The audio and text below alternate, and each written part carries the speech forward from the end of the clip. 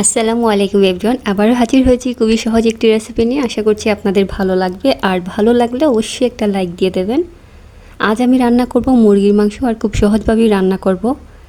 আজ আমি রাঁধুনির মশলা দিয়ে রান্না করব, আশা করছি আপনাদের ভালো লাগবে।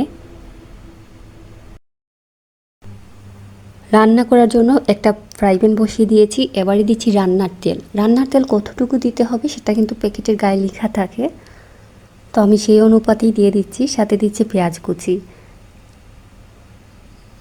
যারা একদমই রান্না করতে পারে না তারাও রান্না করতে পারবেন, যেহেতু এখানে প্রত্যেকটা উপকরণ লেখা থাকে। আপনি কতটুকু পরিমাণে তেল পেঁয়াজ দিতে হবে সবটুকুই লেখা আছে। আর আদা রসুন কিন্তু দিতে হবে না।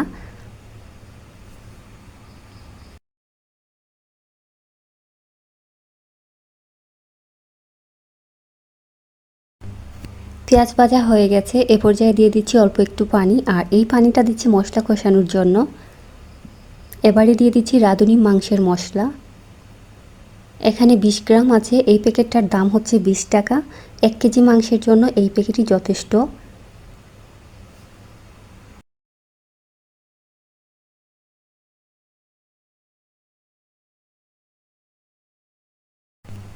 মশলা কষানো হয়ে গেছে, এবারে দিয়ে দিচ্ছি মুরগির মাংস। দিয়ে খুব ভালো করে নাড়াচাড়া করে চুলার আঁচটা মিডিয়াম এবং লোয়ের মাঝামাঝি রেখে ঢাকনা দিয়ে ঢেকে রাখছি, আর অপেক্ষা করছি 10 মিনিট। আর মাঝপথে কিন্তু অবশ্যই নাড়াচাড়া করে দিতে হবে। সাথে দিচ্ছি স্বাদ মতো লবণ।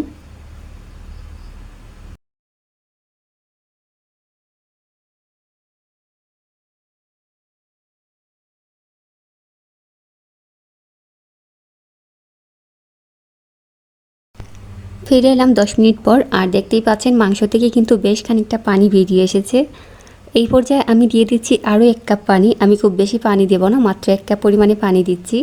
ঢাকনা দিয়ে ঢেকে রাখছি আর অপেক্ষা করছি মাংসটা সেদ্ধ হওয়া পর্যন্ত। আর মাঝপথে কিন্তু 2-4 বার নেড়ে চেড়ে দিতে হবে।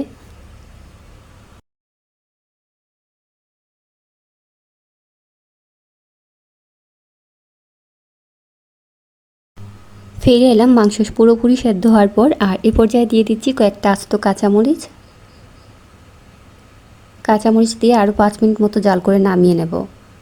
আশা করছি আমার আজকের এই সহজ রেসিপিটা আপনাদের ভালো লেগেছে। সবাই ভালো থাকুন, সুস্থ থাকুন। আল্লাহ হাফেজ।